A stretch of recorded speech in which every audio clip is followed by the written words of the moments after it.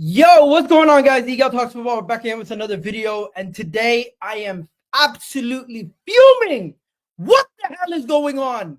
We are on the 29th of January, and we still haven't signed a player. And now we have the absolute wastemans of the English media on our case once again.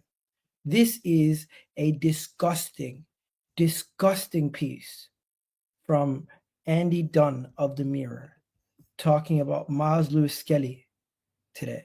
Plus, we also have this situation with Arsenal looking for a striker. We might have found a solution, but it looks like the player might also want to go to Manchester United, so we might have a little bit of a problem there. But before we go any further, please hit that like button. Please hit that subscribe button. And let me show you guys what I'm talking about, because the way they're talking about an 18-year-old is ridiculous. Miles Lewis-Skelly is still the real villain in Arsenal's controversial dispute with the FA U-turn. Excuse me? He goes on to say that you can be sure it did, but one thing straight here, Lewis-Skelly was no victim. It was Lewis-Skelly who committed the premeditated act of fouling. It was Miles Lewis-Skelly whose only intention was to make sure Matt Doherty was unable to carry on taking part in any attacking phase of play. It was Lewis-Skelly who escaped with his studs down on a Wolves player's leg. It was Lewis-Skelly who performed as a, oh my God, breaking the law and on the field, yet Oliver is the villain. Irony is, it's not long ago that the quote groundswell opinion within the game was that you have to support stronger actions being taken against premeditated legal action designed to stop teams from launching counterattacks, wherever on the pitch they took place. This is ridiculous. And you know what else he goes on to say? Look at this. This is what he ends off the thing. He says there was only one villain in the incident at Molineux last Saturday, and it was not Michael Oliver. Excuse me? These guys are getting out of hand. They've now resorted to bullying an 18-year-old instead of actually giving us actual news. This is pathetic. This is disgusting. This is what we call journalism in 2025. Is it a color thing? Is it an underbelly color thing? That is what I gotta ask, because there's a lot of people who do this move. Rodri, he gets praised for it. Is it a color thing? Let me know. Is it an underbelly color thing?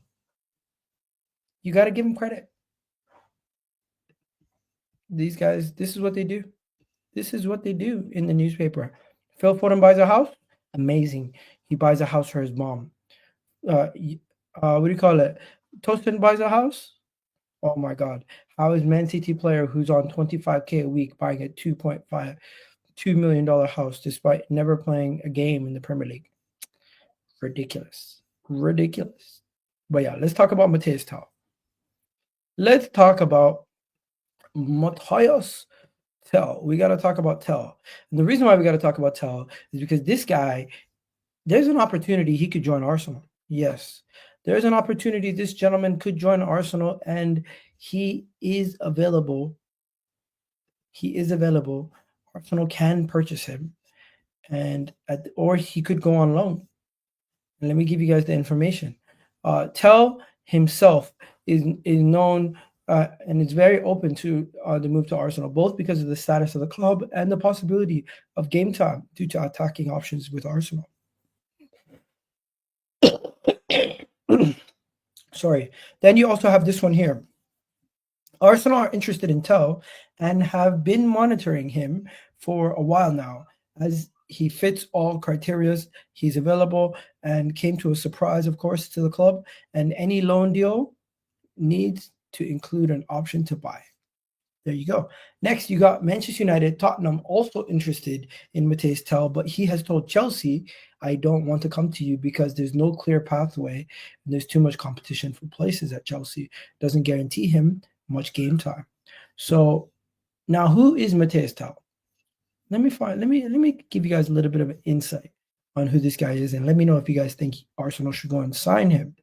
He is a 19-year-old winger slash forward who has played 33 games as a winger, 33 games as a striker, and 14 games as a right winger. So he's played a lot more games as a left winger and a striker than he's played on the right. But that's pretty much what we need. We need forwards. We need people who can play everywhere, and that's what he can do. He scored 7 goals in the Bundesliga, got 5 assists last season for Bayern. He's been in the Bayern Academy. He's now been in the Bayern first team. He's been doing his thing.